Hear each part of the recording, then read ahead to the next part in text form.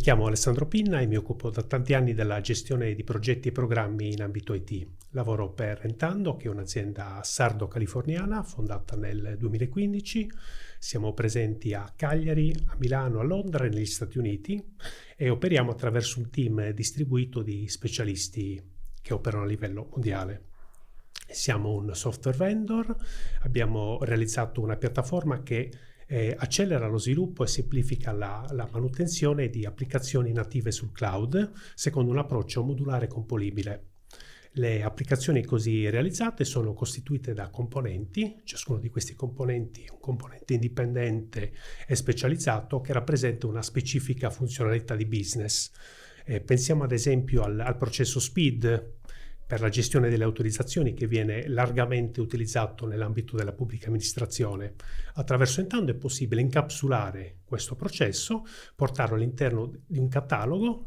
Questo catalogo di componenti costituirà gli assets digitali di un'organizzazione e potrà essere riutilizzato n volte su n applicazioni. Sì, Entando vanta una lunga tradizione nella gestione dei progetti di ricerca e sviluppo, e molti di questi sono stati realizzati proprio grazie ai contributi finanziari dei bandi di Sardegna Ricerche, che ci hanno permesso di trasformare i risultati di anni di ricerca in moduli innovativi che poi sono stati industrializzati e portati all'interno della nostra piattaforma.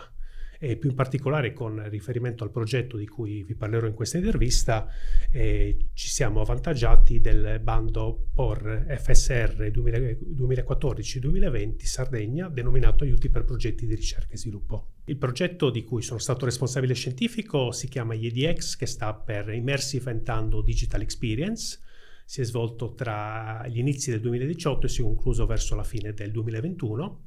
E ha avuto come obiettivo quello di estendere le funzionalità della piattaforma Entando al cosiddetto mondo della realtà estesa, dove per realtà estesa intendiamo realtà virtuale, realtà aumentata e realtà mista. Il sistema prototipale è costituito da vari moduli che dialogano tra di loro. Uno è un authoring tool che è stato realizzato insieme a un nostro fornitore Nade Reality, che è specializzato nella realizzazione di sistemi per la realtà virtuale, e permette di creare e inserire elementi UX UI all'interno di foto, video interattivi che sono poi successivamente fruibili attraverso i visori Oculus o anche tramite lo smartphone e il tablet. Un altro modulo è rappresentato da un cruscotto web che è deputato alla gestione e configurazione dei visori Oculus, nonché al caricamento su questi visori delle esperienze che sono state precedentemente realizzate con l'Authoring Tool.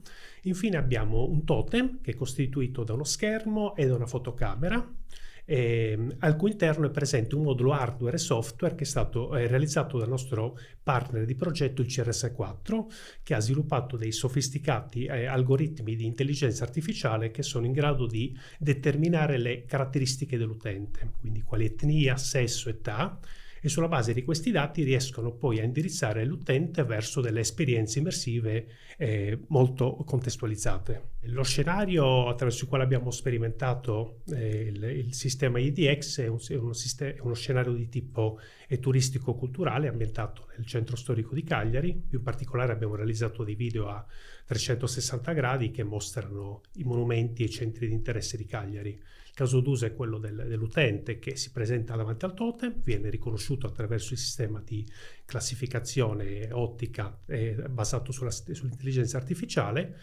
e gli viene assegnato un visore che gli permette poi di fruire, di esplorare virtualmente le bellezze di Cagliari attraverso il visore stesso.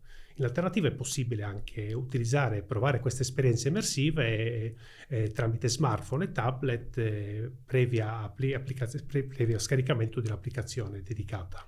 Il progetto, una volta che è stato consegnato, i vari moduli che costituiscono sono poi stati, dopo opportuni adattamenti, inseriti all'interno del nostro catalogo, resi a disposizione delle aziende che hanno interesse a portare avanti appunto delle soluzioni basate sulla realtà virtuale e realtà aumentata con l'ausilio dell'intelligenza artificiale.